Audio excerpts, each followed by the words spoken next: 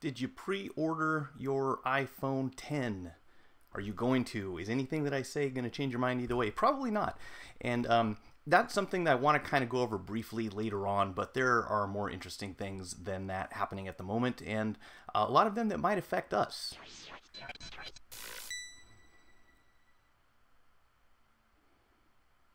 Hi friends, thanks for joining me here for the weekly live stream for Go Cell Phone Repair. My name's Mike and I fix phones, and beyond that I like to kind of talk about phones and what's going on in the phone repair industry.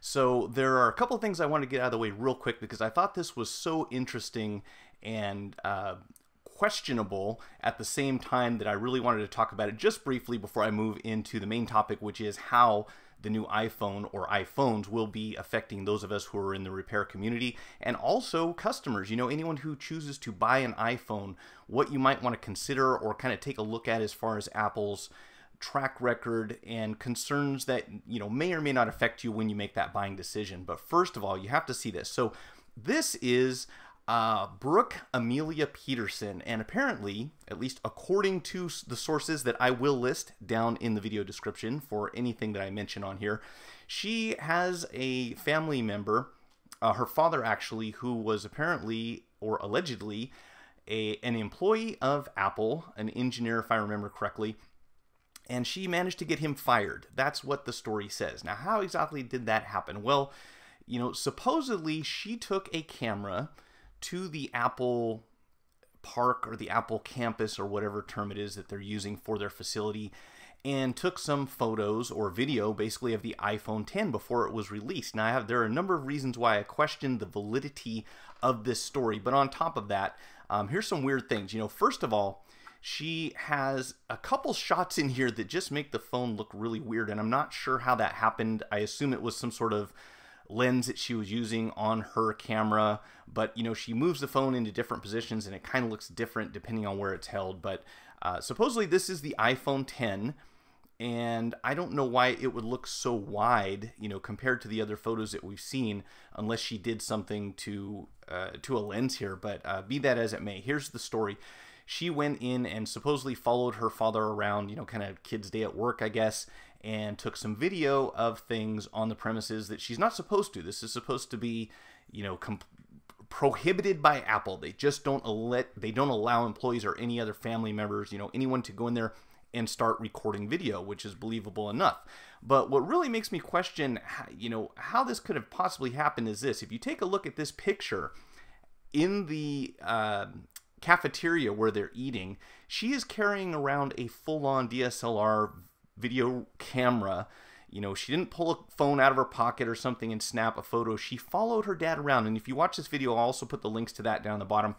She followed her dad around and took video of the facility, you know, the iPhone 10, which I'm not sure why he has that. Maybe they're allowed to use that on premises before the release date or whatever. But the whole thing always, you know, it makes me question what's going on here because of the history of Apple kind of leaking things. You know, whenever a new iPhone is released, we get to see somehow pictures of it before it's ever supposed to surface.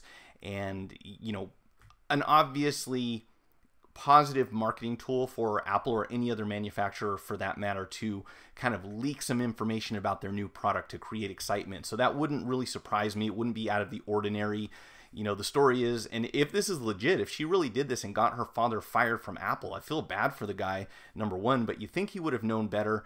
And if you watch her sort of apology video or explanation video, she has a YouTube channel where she kind of does, I guess it's a vlog because there's not really a focused topic. It's more kind of like scenes from her life, you know, things that she did. So this being her most viewed video. Why? I'm not really sure.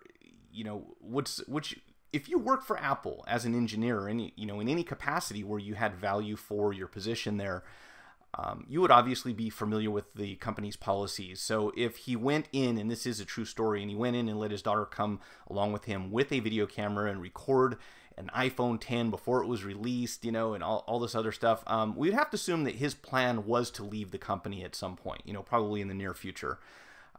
And I'm not sure if that's exactly what happened, but, you know, her attitude and the conversation that she has in a follow-up video about this entire interaction kind of is, oh, sorry, Apple, we messed up. We didn't mean to. We have no bad feelings. So, I guess hopefully the door's still open if they want to bring him back. But again, the whole thing to me is just kind of questionable as to, how legit this is, especially with the timing being so close to the release. But I guess we'll wait and see what happens. Or maybe we'll really never know the full story as far as what happened there. So, beyond that, I've got a couple of things here, and I want to say the first one was to do with the original iPhone. And what I want to kind of do is just briefly go through the history of iPhone releases so we can at least kind of, use that as a way to predict what might happen in the future or what we can expect from the company. And, if you're on the fence about making a new purchase for this phone, what you might want to be prepared for. And of course, ultimately, for those of us who fix phones for a living, what we can expect, what's going to happen to, that's a big question is, if Apple's going to try to make this impossible for us to repair, what are we going to do? What's going to happen next? And there are a lot of things that are going on here. But again, going back to the history. So if you don't remember this, and there may be a lot of users out there, this is close to a decade back. It actually is. It's a full 10 years ago when the very first iPhone, the 2G, came out. And was released at a price that was significantly higher than it eventually ended up being a few months later. So they started out at $599 for the iPhone 2G, which at the time was a huge amount of money to spend on a phone. And of course, people who were fans of Apple said that's not a problem. I'm going to go ahead and buy this phone. And we had other phones that were kind of increasing in price points at that time. But the strange thing about this was that 2 months after the phone was released at $600, they reduced the price down to $400, which meant that people who had, bought the phone the moment that it was released, said, hey, this is ridiculous. I just bought this phone and now you're selling it for $200 less than what I paid for it. And Apple's response was to issue a $100 credit to anyone who had bought the phone. I wanted to say it was like a gift certificate or a gift card or something that they could use with Apple to make a purchase. So that kind of offset that loss a little bit, but you're still out $100. And while I've always been someone who says that, if you buy an iPhone, you can depend on that phone maintaining its value in the long term. It's the one of the things that really sets it apart is that you buy an iPhone, it's kind of an investment because you know that any given time, if you go to sell that phone, as long as you take good care of it, you can recover some of that or a larger percentage of that value than you would from most phones. But usually not 100%.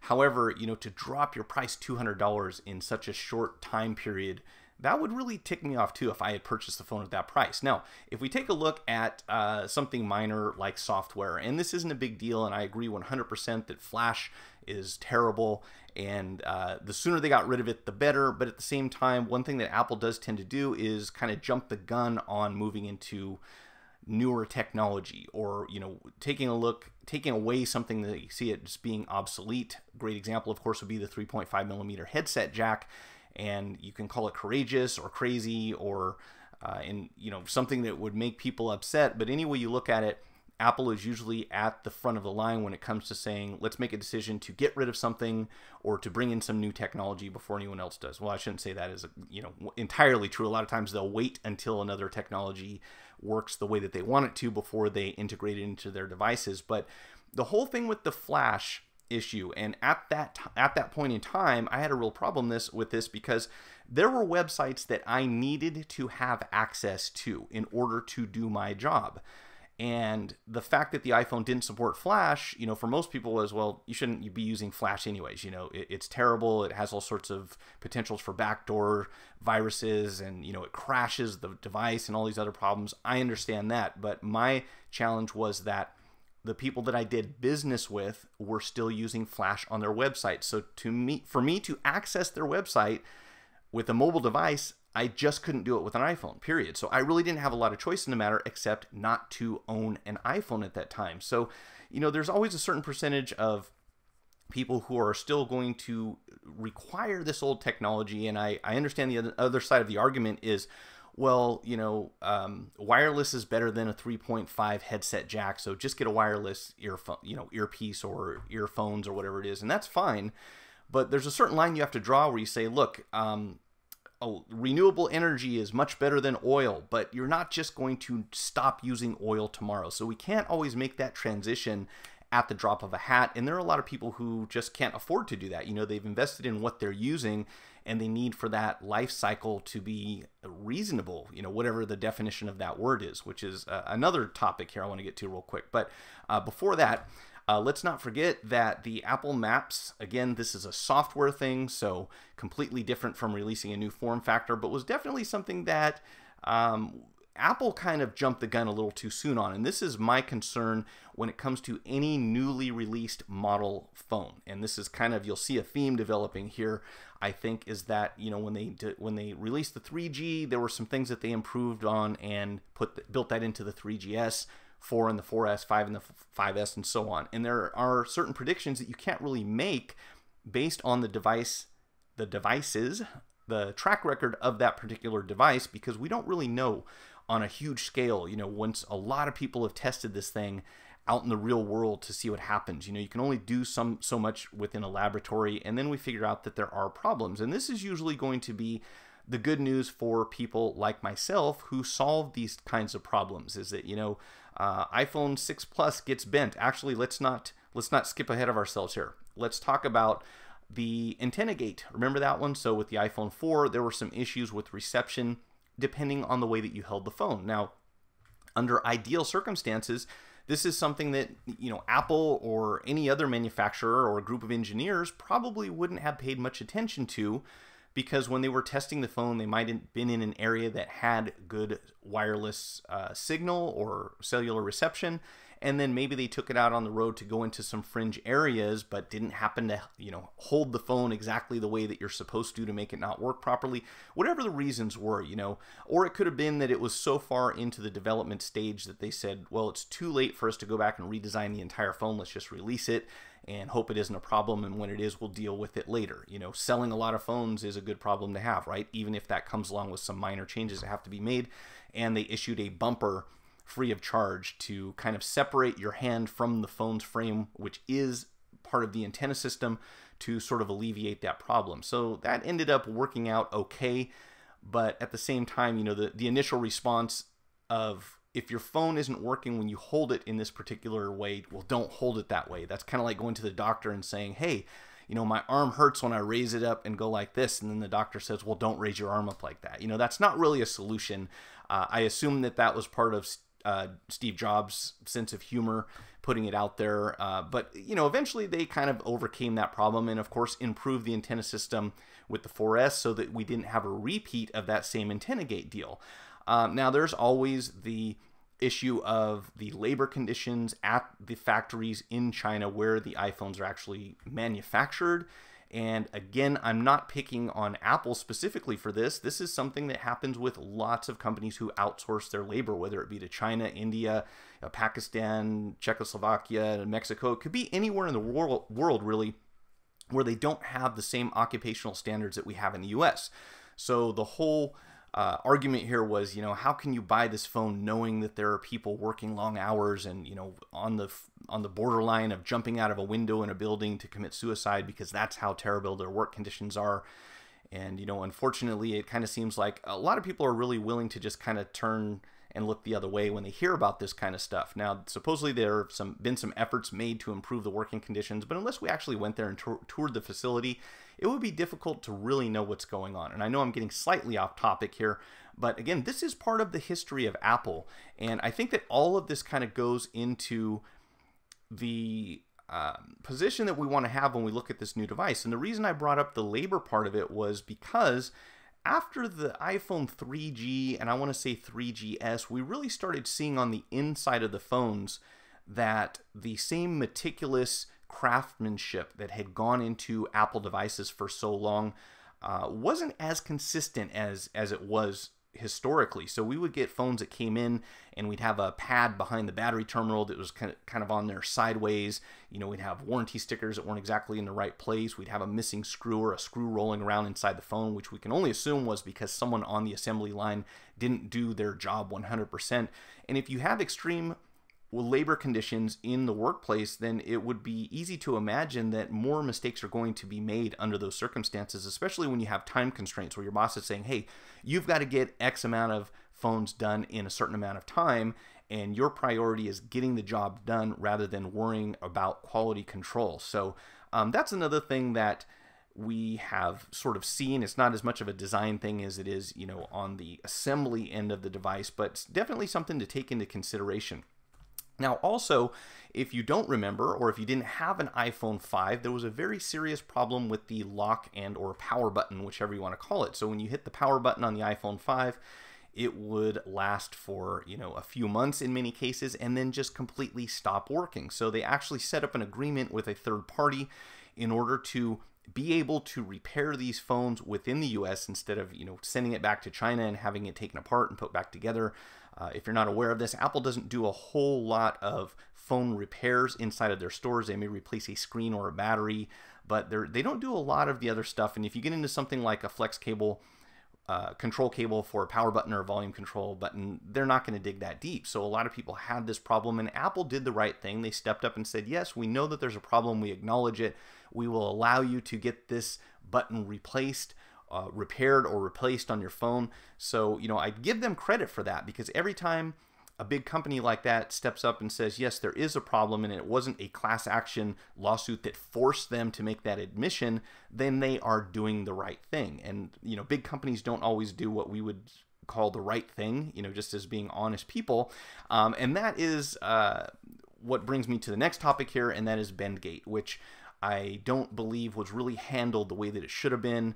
And of course, if you aren't already familiar with the iPhone 6 and especially 6 Plus, but within the iPhone 6 series, there was a lack of reinforcement on the inside of the frame. So the phones were very easy to bend.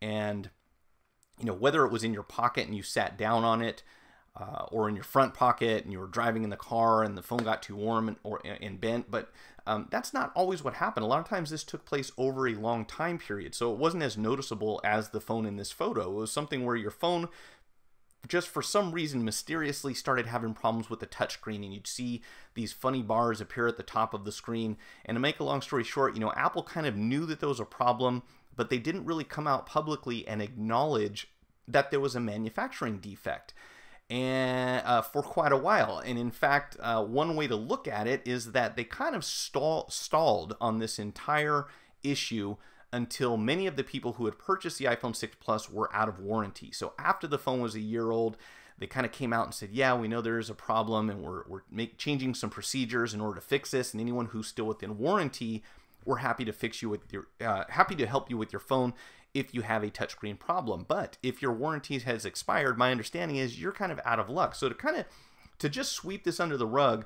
long enough so that a lot of the people who purchase this product are not going to get any support from the manufacturer, who is trying very hard to get you to go to them anytime you have a problem, just doesn't make a lot of sense unless your concern was that you didn't want to be held accountable for this manufacturing defect. You know, that's the only conclusion that I can really come to. And that's bad. You know, that's just bad customer service. And if you bought an iPhone 6 Plus and it was bent and you couldn't get any help from Apple, and later on you found out that that should have been a recall, that's probably going to leave you with some bad feelings. You know, a lot of people will be forgiving about this, but I think there are a few out there who, you know, otherwise would be Apple customers who might have changed their mind. And this is another thing that concerns me about the iPhone 10 specifically. So beyond the bend, what else do we have to look for?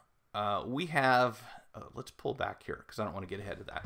I'm going to leave that on the screen for a minute. So the other thing is this, and this is what I wanted to get to within our industry. And in fact, I am going to pull this up because this is related. So according to Apple, or according to an article that I read, and I'm going to pull that up so I'm not just kind of trying to go from memory here.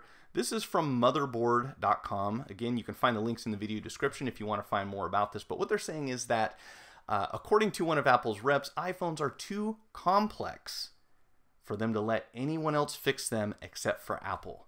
Now, I know that anyone who repairs phones has already had a good laugh about this, and if you don't, then here's the inside joke. Most people who repair phones for a living do way more complicated or complex repairs than any Apple genius is going to do. And that's not because they wouldn't be capable if they had the training and the tools provided to them, but within the Apple Store, they limit the depth of the repair that you're going to do in the store, and they also limit anyone who is an authorized repair center. So if you're not already aware of this, if you go to someone who's authorized by Apple to fix phones, Apple will tell them exactly what they're allowed to touch, what they can take out, what they can put back in, and for the most part, that is going to be limited to screen replacement and battery replacement, which can help a lot of people, but others will find themselves in a situation where there's something else wrong with their phone, and liquid damage is at the top of the list for that one. And beyond that, a lot of times when we see phones come in and they are, if they've got screen damage, the first thing that we have to look for is damage to the frame. And this, I believe, is the silver lining for anyone who fixes phones. If you think that Apple is going to shut us out of the repair business, there are a couple things that you should definitely know. And I should have stayed here because, first of all, let's start with this. Where are we? Okay, I have so many windows here. All right, so here's the thing about iPhones. This is from Apple's website. If you have an iPhone 10 and you've got Applecare, you will be able to get your iPhone screen replaced for $29. Now remember, that involves setting up an appointment, getting to an Apple store, going through their process, whatever that may be. And I don't know if that's going to change anytime in the future, but set aside a few hours of your day if you need to get your phone repaired at Apple, because in most cases, that's going to be what happens, and often you will have your appointment several weeks out before you're able to get into the store. So they do offer you, to the best of my knowledge, an alternative to that, which is mailing your phone in, which again means that you're without a phone for a long period of time. How does that contrast with an independent repair facility? Well, if you walk into a store where phone repair is offered by someone other than Apple or someone who's not authorized by Apple, you'll generally have your screen replaced within about 20 minutes or so. And the market is competitive in this day and age to the point where they're going to do their best not to have to make you wait, because that is how we lose customers. When we tell somebody, yes, I can fix your phone, but it's going to take, you're going to have to set an appointment, or it's going to take an hour to get it done or 2 hours to get it done. For most people, that's too long to be without their phones. So in that respect, going to Apple and making an appointment and going through their process with Applecare and so forth, that will be fine for some people. But I have a feeling that if and when, and the big concern here is that Apple will make the iPhone 10 so difficult to repair that we won't be able to fix them. And I suspect that that will not be the case, or if it is, it's going to turn a lot of customers off to Apple, because what happens when your only alternative is to go to the Apple Store? People like to have choices, and I know that there are quite a few people out there who are loyal Apple fans who will say that, hey, if I need anything that has to do with an iPhone or an iPhone repair or a MacBook or anything else, I'm going to Apple. That's it. They're the only ones that can help me. I only trust them. And I get that. If that's your philosophy, that's cool. But what happens when the day comes, if and when the day comes, where we have to tell every customer, if you break your iPhone, there's nothing we can do about it. You have to go to an Apple store. You have to make an appointment. You have to wait for them to repair your phone. And what I was getting to, mentioning earlier, is that if there's anything beyond the screen damage to your phone, if your frame is bent a little bit, and this happens quite often when people drop their phones, if there's anything out of spec beyond the screen, you will no longer be eligible for that $29 screen repair. You will now be bumped up to a refurbished phone replacement, which is going to cost you a bit more out of pocket. And if you take a look here at this price list, the out of warranty repair cost on the iPhone 10 is the most encouraging thing about this to me of all. If Apple is going to be charging $279 to replace the screen on an iPhone 10, if and when these screens become repairable and available for those of us who fix screens for a living, that cost is going to be significantly lower. And we see this happen every year. A new iPhone comes out, the screens are ridiculously expensive, to the point where if someone breaks their screen the day after they buy the iPhone, I will generally direct them to Apple. We can't touch the prices that they have on the part that is required to do the repair. But within a matter of months, those prices drop down so far that we can be competitive with Apple. Now, looking at this one, I'm going to say that, maybe that's going to change because of the construction of the screen. That could be an issue, but hopefully we will be able to be right in there with them as far as the price point. If not, then yes, this could be the end of screen replacements for iPhones. And I'd say screen replacements, that's it. I'm going to pause here real quick. I'm also recording this for a podcast, but I have comments here that I do want to address. So if you're listening on the podcast, you can skip forward, obviously. But Michael, how are you doing? Good to see you here. Hey, I got that Galaxy Note 3. I put the new screen in. It was like updating. It had enough time to reset. It instantly take the screen back off the touchpad and everything works, but the display will not work. Okay, give me a few minutes, Michael, and I'll come back to that in just a second. That's odd. So if we have a ridiculous price point on the screens, and more importantly, if Apple designs this facial recognition, which, you know, there's an indication that they may be purposely designing this in a way that will prevent third parties from tampering with phones, period. You know, like maybe you open up the phone and they can tell it's been opened and suddenly the facial recognition or some other or all features stop working because the screen has been tampered with. That is probably going to be that would be the end of screen replacement for third-party repairs. But I suspect that what they're saying doesn't make a lot of sense, because obviously if they're going to be able to replace the screens in the Apple stores, then they've got to be able to open the phone up. But the one thing that they will have that we won't have will be the Horizon machine, or whatever it is that they call it, that they'll be using to calibrate the screen to make sure that the phone works, or to pair the facial recognition with that motherboard or that logic board in the phone. And that's the real concern, I think, is that if they do in fact come up with a way to prevent you from replacing the screen by calibrating those two things together and just, you know, popping the old screen off, putting a new one on, and then programming that screen to work with the phone, which is something that most of us won't be able to do, that would obviously be, you know, prevent us from being able to perform those repairs, you know, short term in the very least, until someone figures out a way to get around that. And I have a lot of confidence in Chinese technicians, because they seem to figure out everything that Apple does in a way to fix it, you know, with the exception, I think, of the iCloud and a few other things. Yeah, exactly. So here's the other thing, though. If you're an Apple customer and you suddenly find yourself in a situation where you can't have your phone repaired by a third party and it's not convenient to go to an Apple store, now you have to make a decision, or at least this will influence your future decisions. And I think this will impact Apple more in the long term than it does right away. You know, a lot of people are definitely going to rush out and buy the phone that you know, it's the new thing, it's the flagship.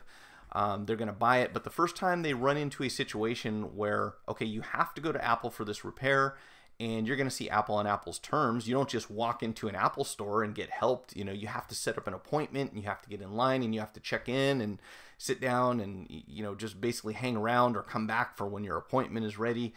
I think that will put off a certain number of people. Maybe not all, but again, putting aside half of your day, if there's an Apple store close to where you're at. And that's the other thing. I mean, how unfair is it?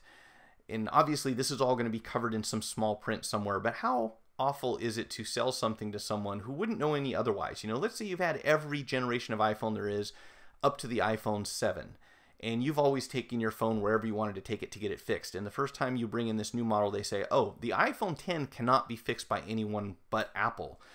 I don't think that we'll see any short-term effects from that, but I believe that a year or a year and a half later, we're going to see a lot of people say, wow, when I go to make this buying decision, I've got to keep in mind that if I have this problem again, I have to go to Apple. You know, other people can fix Galaxy, Android, you know, Samsung, LG, HTC, Motorola, whatever you know, name it, it can be fixed, except for this one phone. I think that might deter a certain number of people, maybe the ones who are kind of in the middle, you know, not 100% sold on Apple, but trying it out and seeing how they like it, myself included. So if anyone wants to call me an Apple hater, I assure you I'm not. I'm actually using an iPhone as my primary at the moment for reasons. But I really wanted to get familiar with it and see what I like about it and what I don't like about it. And there are a few things that it doesn't do still. But this isn't all about me. This is all about iPhones. So we'll see how that ends up. I'm going to pause here and answer some questions. I do want to get back to this in a second. Hey, Harvey, good to see you. I didn't see you on last week. So Michael, you got a Galaxy Note 3. We have a viewer or someone in the chat here, Michael, who's got a Galaxy Note 3. Put the new screen on, and when you turn it on, turn on the screen, Philly, turn off, came back on like it was updating. So it started updating when you put the new screen in, and right after that, I had enough time to reset and instantly take the screen back off the touchpad, and everything else works, but the display will not work. So let me make sure I understand you correctly. When you plugged in the display, it was working until you unplugged it, and did you unplug it in the middle of an update? Because unless I'm reading it wrong, that's what it kind of sounds like, and that would concern me. I definitely wouldn't disconnect anything while it's updating, but it shouldn't disable the screen, so that's bizarre. You can buy a brand new mid-range Android phone for $279. True, absolutely. And to be fair, you are going to be looking at comparable repair costs if you're dealing with a flagship Samsung Galaxy phone. So obviously it depends on what you're buying, but yeah, you could definitely get a lot of Android phones for less than that. In fact, and that really encompasses just about every other smartphone, right? Other than maybe Windows. Everything else kind of is an Android, and you can definitely get them for a lot less than that. That's pretty crazy. And of course, the first time you break your phone and you do have to shell out $300, will that make you reconsider Applecare? Maybe, and I want to get to that also in a second.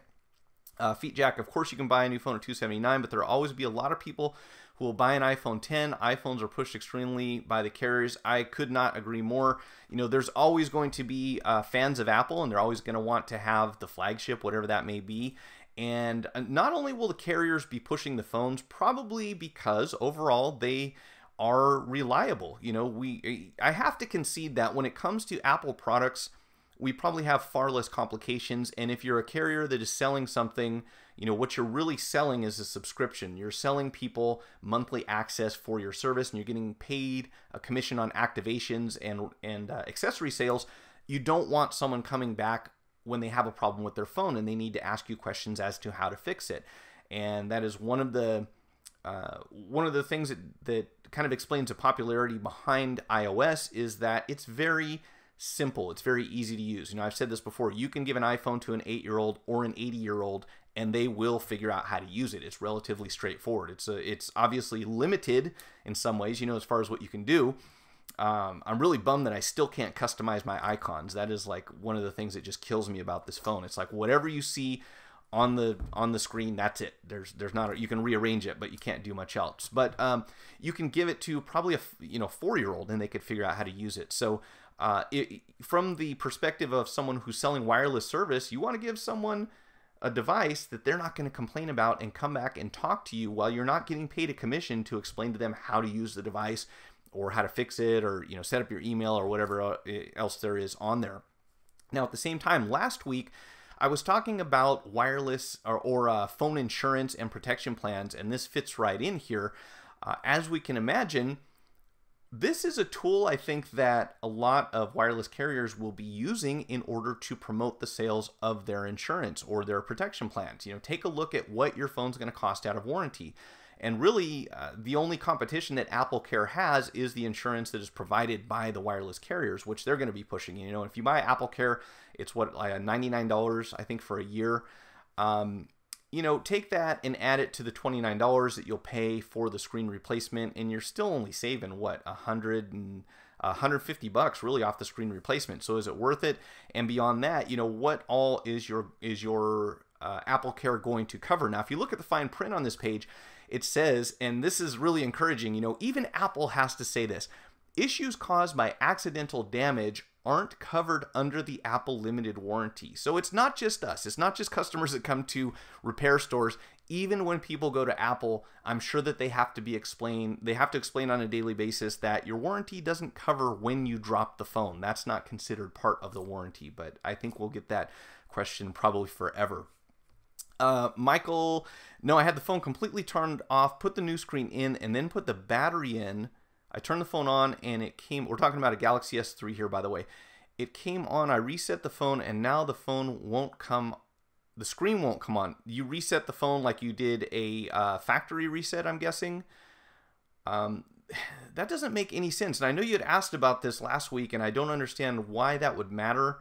there's no way that that screen should damage, or the screen should stop working because you reset the phone, unless there was something wrong with the phone in the first place that caused the screen failure. But if you plugged it in initially, put the screen battery. So let me ask you this. Did you at any time have the screen plugged in, turned it on, and it was working? Because I'm wondering if there's a problem with the phone where it's not providing an image to the screen in the first place.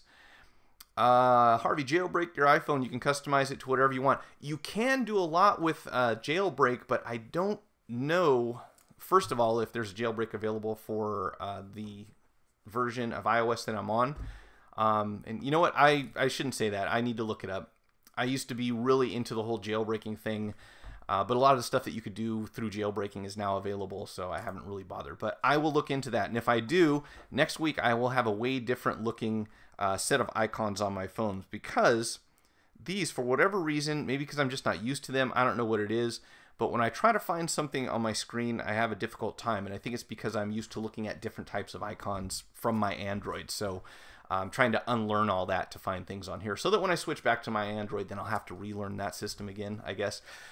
So something that I learned, actually a company that I work for right now part-time, was explained to me. So they had sold protection plans for phones, and one of the challenges with selling protection plans, and this is all relevant to the whole Applecare thing here and to us in third-party repair businesses, one thing about protection plans and insurances that's difficult for third parties that offer those are that people tend to change their bank accounts and their credit card information more often than they did in the past. And I'll admit, this happened to me probably about 1.5 years ago. I had some credit card fraud. I had to switch credit card numbers. Well, what happens obviously when you do that is anything that's being auto billed to your credit card, or if you have a bank account that you have to, change accounts with, all of that information goes away on the other end. So we ran into a lot of people who had protection plans, but their payment method had expired or stopped working for whatever reasons. And if we were unable to reach those customers, and often you are, they don't renew that payment information so that they're still covered so they still have a protection plan or insurance on their phone. The difference here is going to be that the wireless carriers obviously are getting that monthly payment from their customers, and if they don't, their phone gets shut off. So in order to roll in that protection plan along with that phone payment is a huge advantage for wireless carriers that are selling phone insurance or protection plans. And this is going to be one of the things that is going to be difficult for us to really compete with. How do we say, hey, don't, before you buy the insurance, you should look at this. Well, they're in the store, they're making the purchase. This is the wireless carrier they've chosen to have their service with. So there's a certain level of trust there already. And it's difficult to really come from outside and not sound like we're trying to sell something, or trying to pull someone away from something that has value to them. And in a lot of cases, I would go case by case, obviously, but in many cases, I tell people you should have insurance on your phone, or you should buy Applecare, because, when we see that they've brought their phone in 7 times in the last year to get it fixed, well, in that case, obviously, it's a good investment for you. It's not a good investment for everyone. But if you're buying an iPhone 10, I would say in the short term, for the first few months at least, some sort of protection is probably going to be a good idea. And I would hope that that protection also covers loss or theft. And I don't know, I probably should look it up. I'm not sure that Applecare does. And that would be a real important selling feature to me, is that if I was going to, put out $100 up front to pay for this plan, I want to know that also covers theft, because if you're walking around with a $1,000 phone, that is a legitimate concern. Hi, Kartik. So Michael, getting back to that S3, that doesn't make a lot of sense. I would want to know if there was any indication that it was actually showing an image on the screen before you plug the new one in, or when you plug the new one in, did you initially, it was. So you're saying yes, so it sounds like it was, but when you factory reset it, I'm losing my chat here. Let me move this up a bit. Well, that doesn't work, does it? Can I not scroll on this thing? I didn't realize my chat had such a delay because of the way I had this screen set up. No, that's not what we want. I'm challenged, people. I'll get it together eventually. Okay. When I factory reset it, I can't do anything. There's not a pic, but when I touch the screen, it acts like it's on. I'm confused, and I spent $80. I think I just wasted money for it, and it's a Note 3. Well, so there was an image on the old screen, and when you plug this new screen in and turn it on, it doesn't work. That's the way I'm hearing it.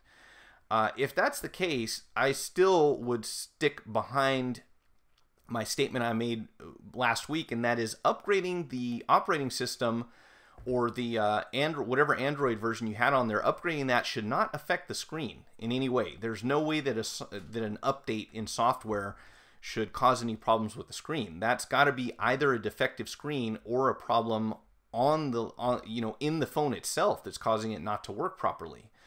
And there's a chance that there's a component on the inside of the phone that just isn't functioning properly and isn't providing an image to that screen. If there's any way you can get access, did you fully install the screen or did you just plug it in before you power the phone up? Usually if I want to customize your phone, I would recommend an Android, but if you buy a cheap Android phone, it can be quite difficult to root. Yeah, and I'm kind of still stuck with that problem right now. I still have my Galaxy S6, but is the AT&T version, and to my knowledge, the bootloader's still locked, and no one can tell me how to get root on that thing yet. And really, it's an old phone at this point, so I'm not as concerned about it. But that really bummed me out. I should have thought ahead and bought the unlocked version and not had to worry about that. But there are some things on my Android that I can't do, including getting rid of some of the bloatware that's included on there, which I want to say includes the Facebook app, if I remember correctly. I don't know if you've all seen this lately, but people are talking about how Facebook came out and made a statement saying that their application on your phone does not listen to your conversation and it doesn't use the microphones on your device in order to sell advertising information that they gather from you through your microphone to whoever is putting things in your Facebook feed. And then we had a couple of people who did experiments with that, and unless they got incredibly lucky or unlucky, the fact that these keywords that they were purposely stating that they had never talked about before, just in the general vicinity of their phone, starts coming in on their Facebook feed would make me skeptical about this statement made by the Facebook rep, but whatever. OLED is better than Retina LCD or not? Sometimes. OLED is better than Retina LCD or no? It really depends. I get the impression that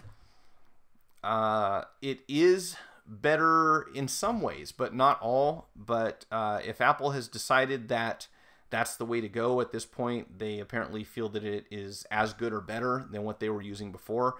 I'll have to give them credit. They did a great job with LCD for a long time, and I'm not sold on the idea that OLED is superior in all ways, but it does offer some advantages.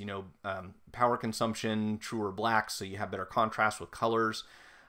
But is it the best there is? I mean, if you get, when it comes to damage, I think they're the same. If you damage your LCD, you're going to have a big spot in it that will eventually spread. And on the other hand, if you damage your OLED, once it gets any leaks inside there and oxygen gets in between those layers on the inside, the whole thing's eventually going to go bad, and usually in a short period of time. So for durability, I'm not convinced that it is better. As far as the way the display looks, I like it better. I think it looks better. But again, it depends on what you're comparing, which LCD technology compared to what. There's some garbage LCDs out there, and then there's things like the iPhone 7, which has a great LCD. It looks, I'd say, almost pretty much every bit as good as OLED.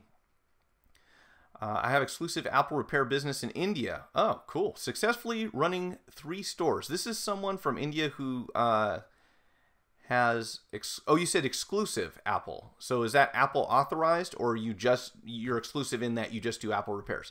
Can you please suggest me to continue with Apple repair or start with premium Android phones repair? Good question. Yeah, why is OLED so costly? My understanding is the manufacturing process and the limited number of people who manufacture OLED. So there's not a lot of competition out there. The manufacturing process is expensive, but there aren't a whole bunch of aftermarket OLEDs. In fact, I don't think there are any. Typically, when we get an OLED replacement for something like a Samsung Galaxy phone, it is an original Samsung Galaxy OLED. You can buy an aftermarket LCD that will fit some of those Galaxy series phones, but they're garbage. They don't last very long, and they definitely don't have the same visual quality that the OLEDs do. So lack of competition and high manufacturing costs is my understanding. Kartik, as far as you're concerned and anyone else, and I'm glad that you brought this up because this was kind of something that I wanted to include in this live stream, and that is if you're doing repairs, if you're doing phone repairs, period, especially if you're doing exclusively Apple or exclusively screen repairs on phones. I've never said this before. So for the last 20 years, you know, the sky has been falling. There's something every week that comes out that makes people in the repair business think that their days are numbered. I suspect that, and we'll know within a couple days once we see a teardown from iFixit or someone else with the iPhone 10, I suspect that if Apple really pushes going in this direction, and they now have good reason to because they see that they are losing money when they have third-party repair businesses involved with working with their devices. If Apple really pushes this and makes it impossible for us to replace the screen on an iPhone 10, I would see that as a trend that will, you know, continue as long as they don't lose a bunch of customers in the process. And this will be the first time that I really said that. Absolutely, if right now what you're doing is exclusive to Apple or exclusive to screen repair, start looking at other things to do with your business in addition to that. You know, whether it's adding other phones, whether it's adding different types of repairs. If you're not already doing laptop, computer, drone repair, any sort of electronics that you can expand into, absolutely diversify. If someone had come to me, you know, 5 years ago and said, hey, I just want to go and meet people at Starbucks and repair their screens, I'd say you can definitely make money doing that. Going forward, it's going to be more difficult. And despite what a lot of people are kind of predicting is that, oh, you know, we're going to go out of business, we won't be able to make money. I really believe that in the short term, you know, we have several years left that we'll be doing screen repairs on older model iPhones. You know, I think that we still see more iPhone 6Ss then we do iPhone 7s coming in for repair, and we still see iPhone 6s, and we still get iPhone 5Ss coming in. So that business is going to be around for a while, for the next couple years, as those phones get older and kind of do, you know, reach their life expectancy and people move on to newer devices. But if you were to ask me now, should I get into business just doing screen repair, I would say expect not to do that for the next decade, because after the next year or two, you're going to have to start looking at different types of services that you can offer your customers, whether that's going to be activations, more accessory sales, you know, selling other things in your store, repairing other types of appliances. There's no reason, if you're working on phones and successfully repairing them, there's no reason you shouldn't be looking into other areas of electronics, because there are plenty of other things out there. And one of the things that's kind of at the top of my list right now is drone repair. I think that eventually, over time, that will become bigger and bigger, and more people will be looking for that service. We already have people that bring laptops in. We have game consoles coming in. 100% start looking at other opportunities. I mean, we should always be doing that, but especially now. I think within the next couple of years, that is going to become a necessity. For those who are already doing that, and for people who are already doing great work, I think that we're also going to see a reduction in the amount of competition that we have. So while we may have fewer customers overall who are looking for repairs, we're not going to have a lot of people who can just set up shop and offer nothing but screen repair and be able to survive in this environment. So I think we're going to see a lot of people kind of going away from the business, which means that we should have more customers, you know, bigger slices of the same pie for the most part, because there won't be a whole lot of smaller operations being able to survive on a limited number of services that they offer. Let's see. Most repairs I get in is Apple and Windows laptops. Are you just curious? Do you do the Surface Pros? Because those are the ones that everyone I talk to is saying that they don't want to touch. They're pretty much glued together and insane to deal with. Let's see. Hey, let me back up real quick. Michael, do me a favor, if you will. I'm interested in discussing this more. I don't want to spend too much time on here, but feel free to shoot me an email if you haven't already. It's mike@gocellphonerepair.com, and I'd like to help you figure this out, or at least direct you in the right to the right place or right resources, because yeah, to buy an $80 screen and not have it work is ridiculous, and I don't want to leave you hanging, but I don't think we can really figure that figure out your issue here live in real time, but if I can get any information to you that'll help you get your phone working, I'll absolutely do so. Most repairs again. Let's do that. What screwdriver would you recommend for a hobby phone repair? Oh, there are so many. I would recommend that and I'm not doing this to self-promote, but I've spent a lot of time looking at different screwdriver sets, and if you take a look at my playlist for phone repair tools, you'll see quite a few. I am a huge fan of Vera and Viha. That's W-E-R-A and W-I-H-A, but those are going to cost you a little more. However, if you're looking at just doing iPhones, you know, all you really need is a pentalobe and a PH000 and you're good to go. So that'd probably cost you $20 for those two. But if you want a more comprehensive kit, consider the Scanditech kit that I have in my playlist for phone repair tools. The Kingsdon set is actually really good too, and they're very inexpensive. They don't cost a lot. They're good repair tools. They're good screwdrivers. If you're doing occasional repairs, they'll last you a long time. If you're doing repairs 8 hours a day, you need to get some serious tools and you'll have to invest a little bit more money, but really not a whole lot. You know, you can get some good quality stuff, but I have my recommendations there in the playlist. I'm trying to think if there's anything that came in recently that I was going to suggest. I just got the Wow Stick, which is an electric screwdriver. It actually has a motor built into it. It's really cool for dealing with phones that have like 15 screws on any given panel that you have to remove. But definitely take a look at my playlist. I've got, obviously you don't have to watch every single video, but I think as of late, the Scanditech and the Kingsdon for casual phone repair hobbyists, I think those are great tools to go with at a very low price. How did you do that? I'm not sure. Is that an image, or is that like a what do you call it? If that is a tip, I can't even remember what they're called. What do they call those things? You put them on here for live streams. If you just tip me money, that's awesome. Thank you. You'll be the first. It's never happened to me before. I think that's what that is. If so, thank you very much. Not those laptops. Yeah, that's funny. We're talking about the Surface Pros, and nobody wants to deal with those. No one I know of. And from what I've seen, I have declined them as well. Screen refurbishing business is good for future or mobile phones hardware, only when you choose. I think screen refurbishing should also be an area that people start looking into. 100% agree with you there. If you aren't doing screen refurbishing, oh, it was Super Chat. Awesome. Thank you so much. That's cool. I don't know what that equates to, but I'll look it up. So screen refurbishing is another area definitely to look into, whether it's OLED, using OCA is what they're typically doing now. I don't do it myself. We have people that come to the store and that's all they do. And I will say in many areas, if you start doing screen refurbishing for OLED, you could probably do that and nothing else. There are a few different companies that offer training and equipment for that business. OCA Masters, I think, is one of them. There's 3 or 4, and I'm not affiliated with any of them, so I can't speak for their program. But I will say that right there would be such a huge opportunity and probably something that I'll start looking at, because when someone comes into the store and you can say, yeah, we'll just take the glass off your broken screen and put a new piece of glass on there and install it in your phone, and you get your original screen back. There's no question as to whether it's OEM or not. You know, it came from the customer. Again, assuming that it's OEM, you can actually do that. That's really cool. I would look into that area.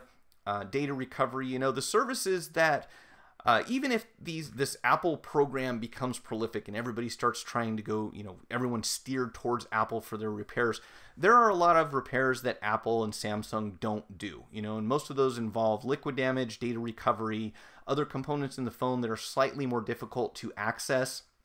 And again, this is why it really makes me laugh when they want to say that iPhones are too complicated for us to work on, because come on, people.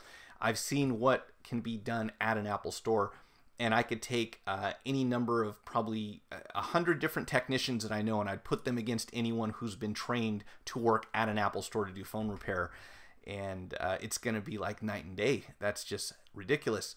Tecton sells a $10 bit set that can open most phones. Okay, I haven't seen that one. I'd like to check it out. Hey, do you do micro soldering, and what do you think about it? I think micro soldering is awesome. I think it is challenging. I do some micro soldering. I probably don't go to the level that some people do. So My micro soldering experience at this point in time, and I'm learning every day, so my goal is to get much better at this and to do more of it because I enjoy it. It's something new. You know, when you replace screens all day one after the other, it's easy to become kind of bored with that, and it's just mundane. And you know, how different are screen repairs? Once in a while you have to bend a frame or you find another component inside that's damaged, but for the most part, if you replace an iPhone 7 screen and you do 12 of them, you'll probably never want to look at another one again. You know, it's just the same thing over and over. But with micro soldering, it's definitely more challenging. At this stage of the game, I am doing component replacement, so things like charge ports, Touch IC, you know, iPhone 6 thing, TriStar, that kind of stuff. But I haven't got as advanced as I would like to with the troubleshooting part of you know, things like water damage and data recovery. So this is what I'm really studying right now, is how do we take a phone that doesn't work and figure out where the problem is coming from. And in some cases it's clear cut. You know, you can trace it down and figure out, you know, this particular component is bad and we can replace that. And sometimes you can trace it to a component that you know you don't want to replace, or if you do, the phone doesn't work anymore. But in many cases, it comes down to really having the technical expertise and experience to look at something and say, okay, there's no physical indication as to what the problem is. Now we need to go look at the schematic, and we have some tools that we can use to do that. I am by no means the expert on that. I am, again, still in the learning process, but I am fascinated by micro soldering. I enjoy it, any opportunity I get to do that, and with time I want to be able to do, you know, take any phone in and say no matter what's wrong with it, I'll be able to fix it. But that may be a little while. And how did you learn it?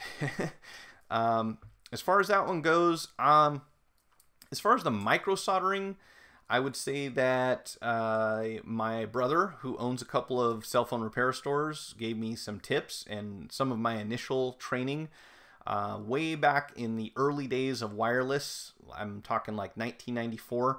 The extent of micro soldering that we did at that point was pretty much fixing cigarette lighter adapters. So that was the first really the first time I was exposed to soldering. And I would encourage anyone who's thinking about learning micro soldering to learn on a large scale first, so that you can really, this is just my philosophy, but perfect your soldering techniques at a scale where you can really see what you're doing. You know, you can buy test boards. In fact, I may have one, it's kind of out of reach, but I'll try to grab it in a minute. You can buy test micro soldering boards. They're like $3 or $4 a piece, and they come with components that you can solder down. You can remove them, you know, use hot air, your iron, whatever it is. If you get a multimeter, you'll be able to check your work and make sure that everything's connected where it's supposed to be, and then kind of inspect it. You'll definitely need still need a microscope in order to see what you're doing. But after you kind of perfect those methods on a large scale, then it's easier, at least in my experience, to go down to smaller and smaller things and understand what's going on, because it kind of becomes a little more difficult to see in great detail how everything works at that level. So I had some basic soldering skills, you know, decades ago, and then more recently, a couple years back, I got some training from my brother who was doing micro soldering in his phone repair stores.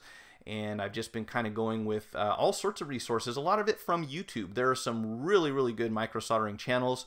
I would not hesitate to recommend, if you're interested in that, definitely check out iPad Rehab. Check out a guy named Chris Long. There's another one called, I'm going to go blank on his name. If I can remember to look those up, I'll also put those down in the description down here.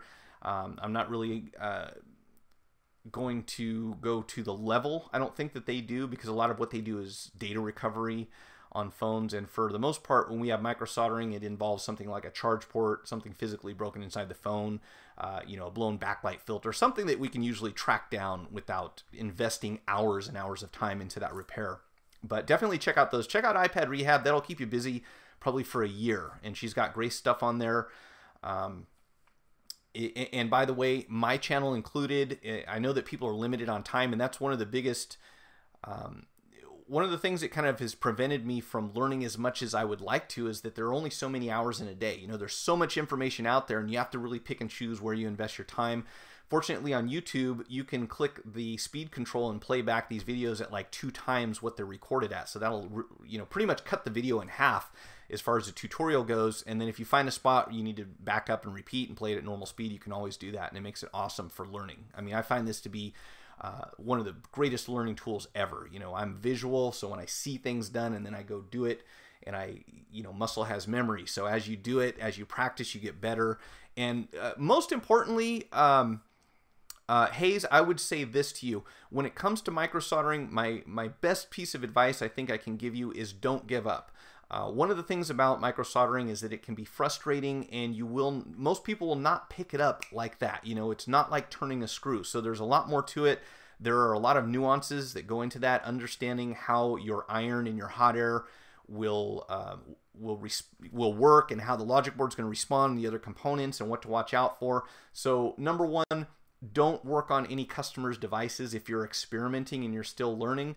Buy something online that's broken, you know, and try to figure it out and get some practice there. And also, don't expect immediate results, because it definitely takes practice. It's not something that you're going to learn overnight. And if you go to a week-long micro soldering training course, one of the first things I think they're probably going to tell you is go home and start practicing and do more practicing, because the more you practice, the better you'll get, and you'll make leaps and bounds over just watching someone's video, you know, when you actually have hands-on.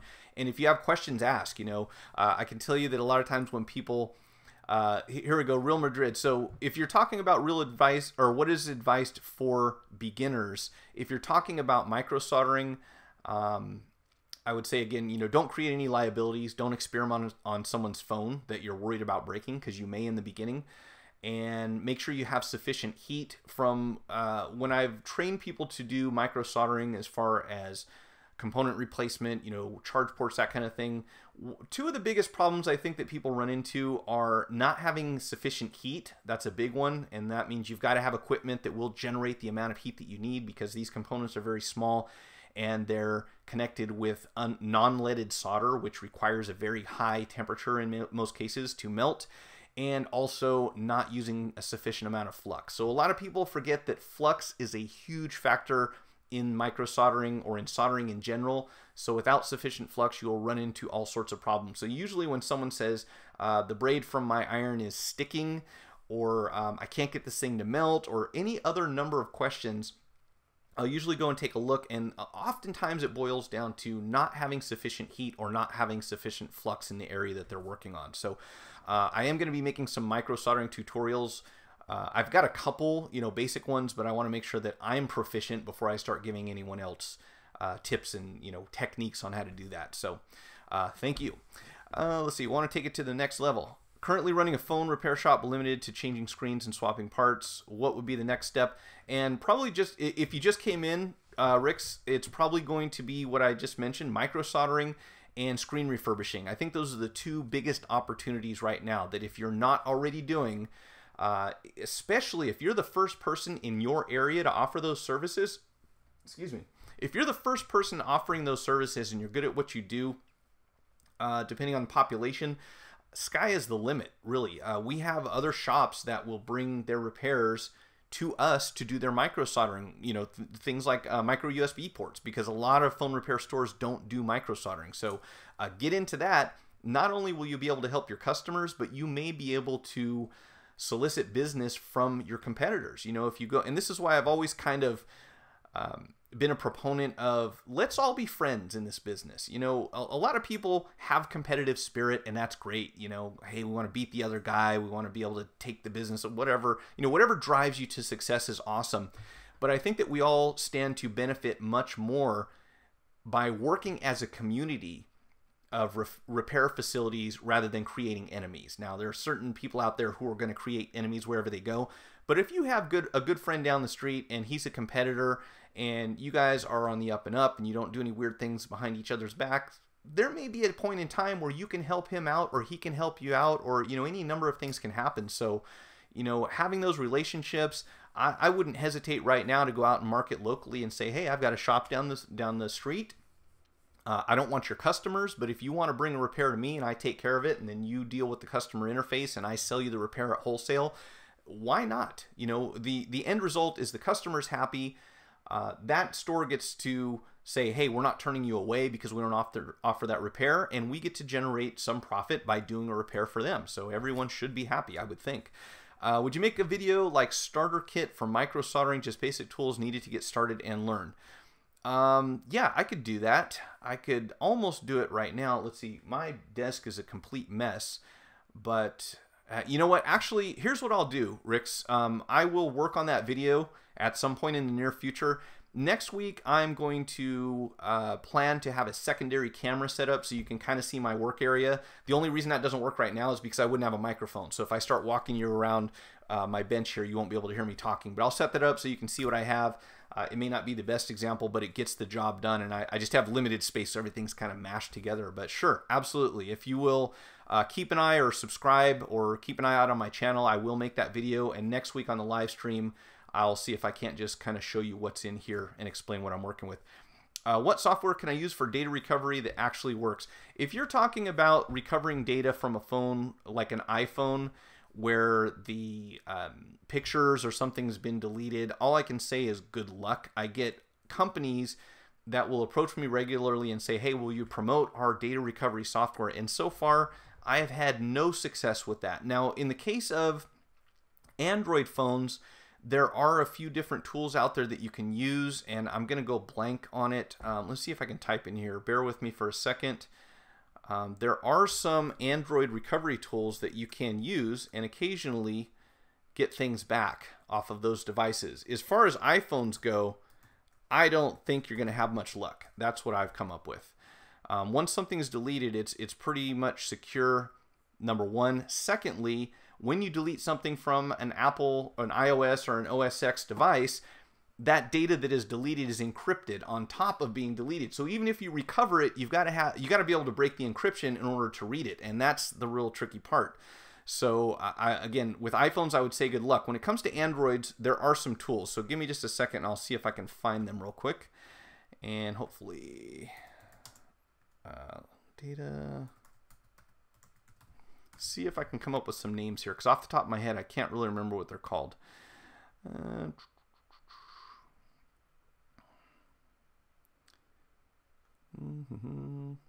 Now I'm assuming you're working with the phone still fully put together. What are these guys saying? I'm looking in a forum right now. There is a very good Facebook group for basic phone repair stuff. It's called Cell Phone Repair Shop Talk. I'm not a mod or anything there, so you have to approach them if you're interested. But they have some really good information for that stuff.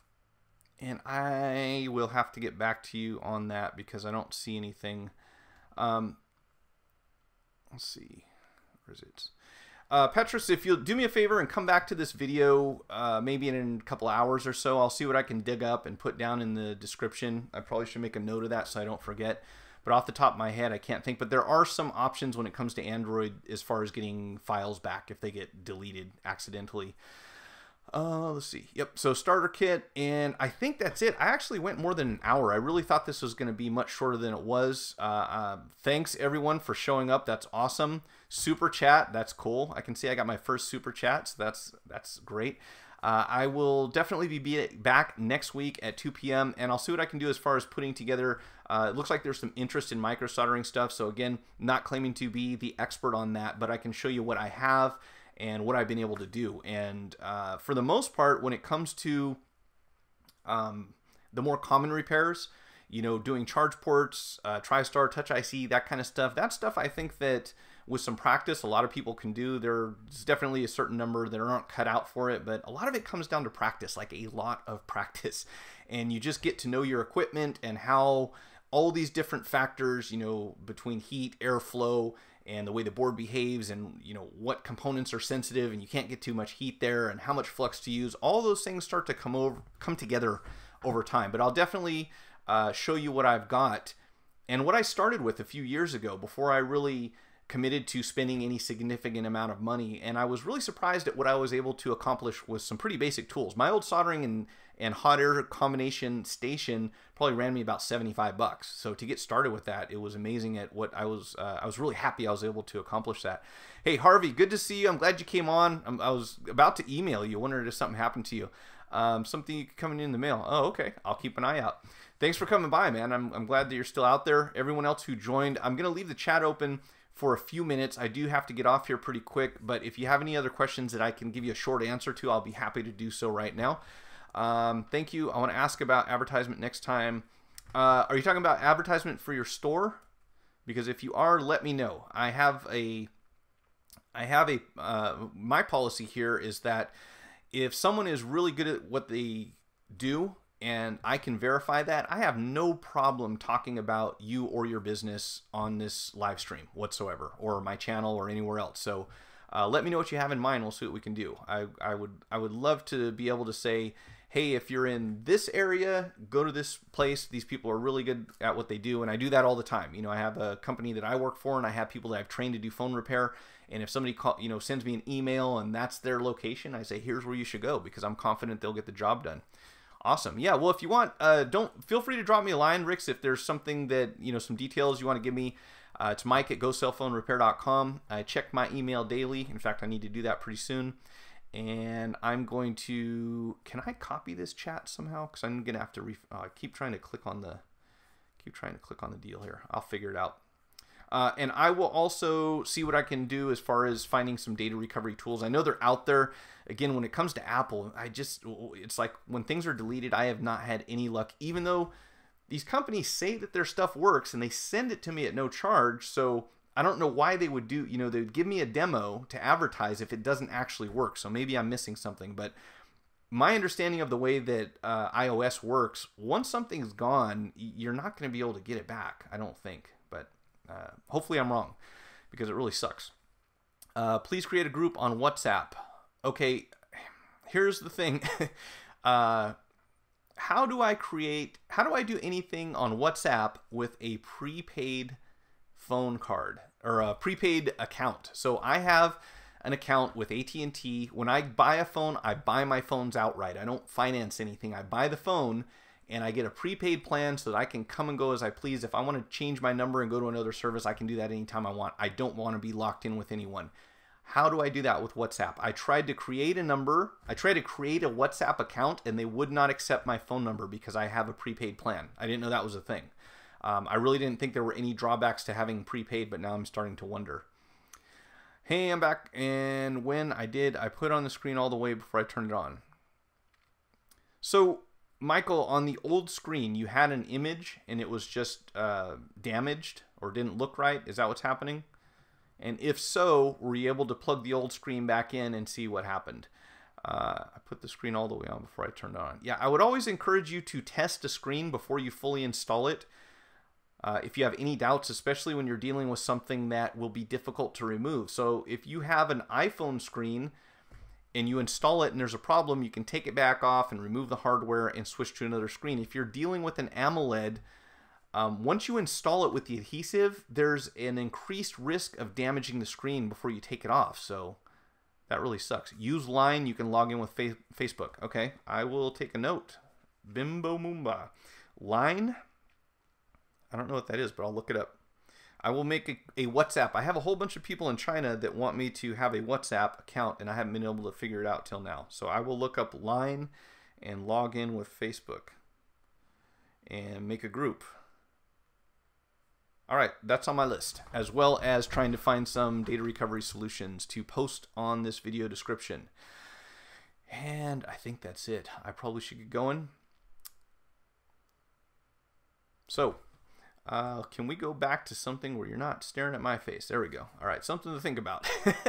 Again, I will leave the chat open for a few minutes just in case anyone has any questions or want to add anything. Thanks again for coming out. I will see you hopefully next week, 2 p.m. and that's Pacific Standard Time on my side of the world. I'm going to do this real quick so you don't have to stare at my mug for too long, and then I'm going to pop out this chat so I can actually see it without having to adjust the whole screen. Okay, so the screen was shattered and the LCD was damaged. Michael, my question would be as to whether or not the screen worked, before it was installed. When you plugged it in, would the screen have actually worked? Was the phone able to provide an image to the screen? And worst case scenario, if the screen does not operate, you should be able to send it back. Even if your phone just doesn't work, you should be able, if you can get the screen off without any damage, you should be able to send it back. As long as there's no apparent physical damage, I would go after a refund. But if it was possible, I'd want to take that screen and plug it into another phone and hopefully figure out if the screen is the problem or not. Because, yeah, I'm with you, man. You don't want to lose out on something $80 worth. Petros, thanks a lot for answering my questions. It is my pleasure. I am happy when I'm able to offer an answer. Sometimes I don't have all the answers. I'm working on it.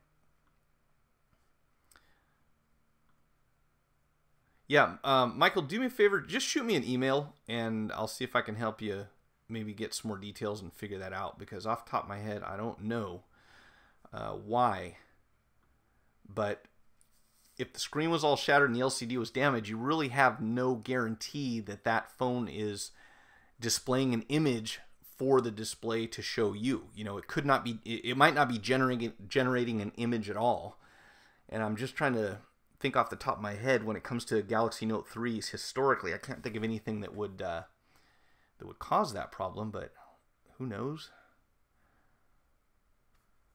Yeah, shoot me an email if you can. And I'll thank you. I'll try to help you figure it out. I don't want you to eat it on that, but right now nothing's coming to mind. All right, everyone, have a great one, and I will see you next week.